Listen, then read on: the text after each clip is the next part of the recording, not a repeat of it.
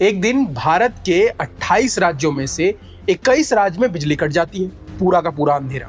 और ऐसा हुआ 30 जुलाई को, जब 40 करोड़ और 31 जुलाई को 62 करोड़ से ज्यादा की आबादी वाला इलाका पूरी तरीके से अंधेरे में चला गया। यानी कि 62 करोड़ लोग उस समय दुनिया की करीब 9% आबादी, जो कि हिंदुस्तान की आधे से ज्यादा की आबादी थी, जुलाई की गर्मी में बिना लाइट के थी।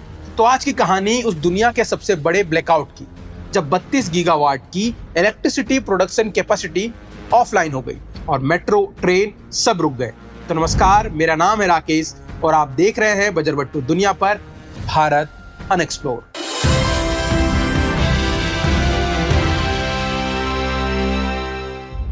भारत इलेक्ट्रिसिटी प्रोडक्शन में दुनिया में तीसरे नंबर पर है, जहां 400 से ज्यादा पावर प्लांट्स हैं और करीब 350 गीगावाट से ज्यादा बिजली पैदा की जाती है।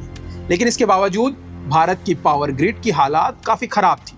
जब 30 और 31 जुलाई 2012 को दुनिया का आज तक का सबसे बड़ा पावर फेलियर हुआ, जिसमें 62 करोड़ लोग, यानी वर्ल्ड की लगभग 9% पॉपुलेशन करीब 48 घंटे तक बिना बिजली के बैठी रही। इंडिया के कई पावर प्लांट बंद हो गए।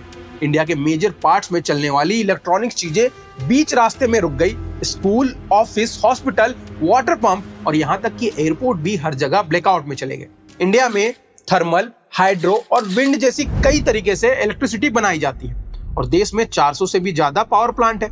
फिर भी कुछ जगहों पर बिजली कटौती होती रहती है और कुछ जगहों पर जरूरत से ज्यादा बिजली होती है, क्योंकि डिस्ट्रीब्यूशन जो है वो बराबर नहीं है। और बिजली कोई प्याज टमाटर तो है नहीं कि इसे कंटेनर में बंद किया और एक शहर से दूसरे शहर भेज दिया। पर टेक्निकली बैटरी चार्ज करके शायद ऐसा किया जा सकता है ना। पर छोड़िए, टॉपिक पर आते हैं। लेकिन बड़े स्केल पर बिजली सप्लाई करने के लिए तारों की जरूरत होती है और भारत के सभी पावर जनरेटिंग यूनिट्स और बिजली सप्लाई करने वाले डिस्कॉम आज की तारीख में ग्रिड से कनेक्टेड है। लेकिन इस ग्रिड को कनेक्ट करने की शुरुआत 1968 में हुई थी।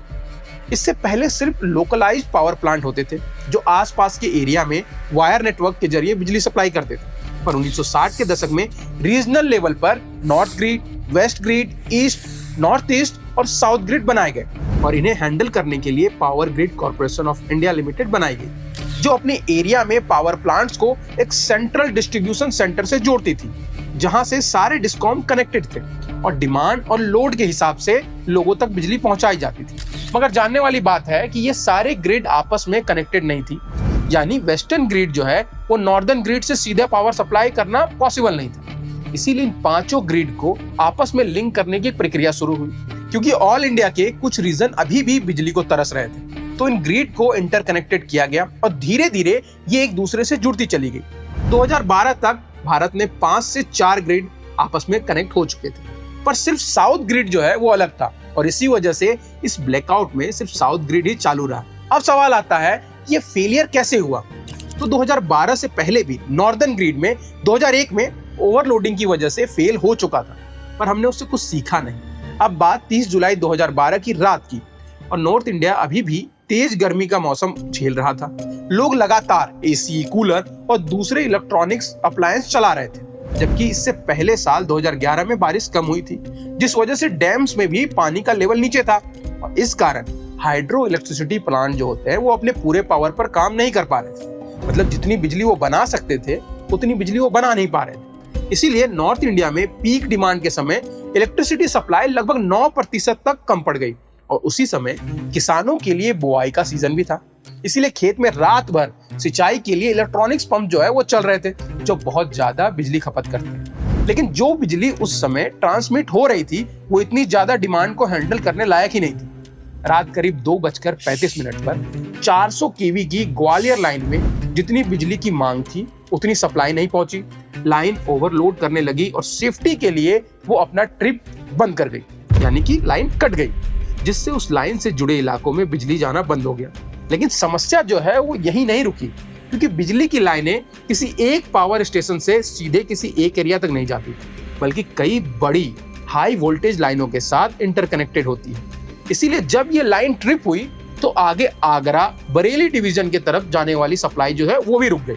वहां दूसरी तरफ से आने वाली बिजली भी डिमांड पूरी नहीं कर पा रही थी। वो लाइन भी ओवरलोड के कारण ट्रिप हो गई और एक के बाद एक लाइनें गिरती चली गई और देखते ही देखते लगभग पूरा नॉर्थ इंडिया और सेंट्रल इंडिया में ग्रिड ट्रिप होने लगे। घरों में बिजली चली गई। कुल मिलाकर करीब 32 गीगावाट का शॉर्ट जो है वो फॉल्ट हो गया। कर्मचारी पूरी रात मेहनत कर लाइन को चालू करने की कोशिश कर रहे थे कि अगले दिन यानी 31 जुलाई की दोपहर करीब 1:02 पर ताजमहल के पास एक इंपॉर्टेंट रिले खराब हो गई, जिससे फिर से लाइनें फेल हो गई और नॉर्थ इंडिया, सेंट्रल इंडिया और कुछ हद तक ईस्टर्न इंडिया पर भी इसका बहुत बुरा प्रभाव पड़ा। बिजली नहीं थी, इसलिए पावर प्लांट्स को भी उतनी जनरेशन की जरूरत नहीं थी, क्योंकि वो बिजली कहीं भेज ही नहीं पा रहे थे। और इस चक्कर में एनटीपीसी को एक ही दिन में करीब 38% तक अपना प्रोडक्शन घटाना पड़ा। करीब 60 करोड़ लोग, जो उस समय भारत की लगभग आधी आबादी थी, लगभग 2 दिन तक बिना बिजली के रहे और ये दुनिया का अब तक का सबसे बड़ा रिकॉर्ड ब्लैकआउट या फिर ग्रिड फेलियर बन गया। देश के 28 में से 21 राज्य इससे प्रभावित हुए। करीब 300 ट्रेन रोकी गई और कैंसिल हो गई। कई ट्रेनें घंटों या दिनों तक लेट हुई। दिल्ली मेट्रो की अगर हम बात करें तो दिल्ली मेट्रो की 6 लाइनों को रोकना पड़ा और कुछ ट्रेनें तो सुरंग के अंदर फंस गई, जिनसे यात्रियों को रेस्क्यू करना पड़ा। अब आप सोचिए कि आप मेट्रो में जा रहे हैं और अगर मेट्रो सुरंग में बंद हो जाए तो कैसा फील करिएगा आप। ऐसा ही कुछ हुआ उस दिन। कई एयरपोर्ट भी बंद हुए। दिल्ली एयरपोर्ट भी कुछ समय के लिए बंद हुआ, लेकिन बैकअप के कारण जल्दी चालू हो गई।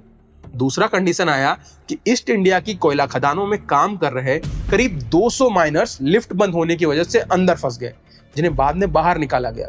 ये सिचुएशन देख रहे हैं आप, कितना डरावना है। आप सोचिए, कोयला खदानों में जो लोग अंदर फंसे होंगे और उन्हें लग रहा है कि अब बाहर आ ही नहीं सकते हैं, तब क्या फील कर रहे होंगे वो। अभी सोशल मीडिया नहीं था, वरना ये हो हल्ला बहुत बड़ा मस्त था। पर छोड़िए, इससे पहले भी 2001 में भारत में ऐसा ब्लैकआउट हो चुका था, जिसमें करीब 23 करोड़ लोग प्रभावित हुए थे। और आपको बता दूं कि 2001 और 2012 दोनों ही दुनिया में सबसे बड़े ब्लैकआउट में शामिल है। मतलब एक नंबर पे भी भारत ही है और दूसरे नंबर पे भी भारत ही। इसका बड़ा कारण जो है वो ट्रांसमिशन और डिस्ट्रीब्यूशन लाइसेंस थे, क्योंकि देश में बनने वाली कुल बिजली का 20% से ज्यादा हिस्सा खराब हो जाता है। क्यों? क्योंकि ग्रिड खराब है, पुरानी ब्रिटिश काल की डिजाइन है, वायर लॉस है, यानी कि बिजली चोरी भी होती रहती है, जिसकी वजह से बिजलियां बर्बाद होती है। जबकि अमेरिका की बात करें तो अमेरिका में ये 8% है और वर्ल्ड में 10% का औसत है। इसके साथ भारत में HVDC यानी ज्यादा एफिशिएंट टेक्नोलॉजी भी सीमित थी। लंबी दूरी के लिए भी AC करंट का इस्तेमाल होता था।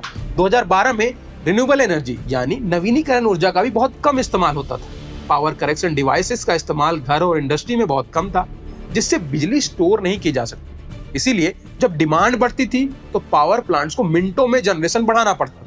इसी वजह से रातों को और त्योहार के सीजन में ज्यादा काम करना पड़ता था और इसके लिए ग्रिड को मजबूत होना बहुत जरूरी था।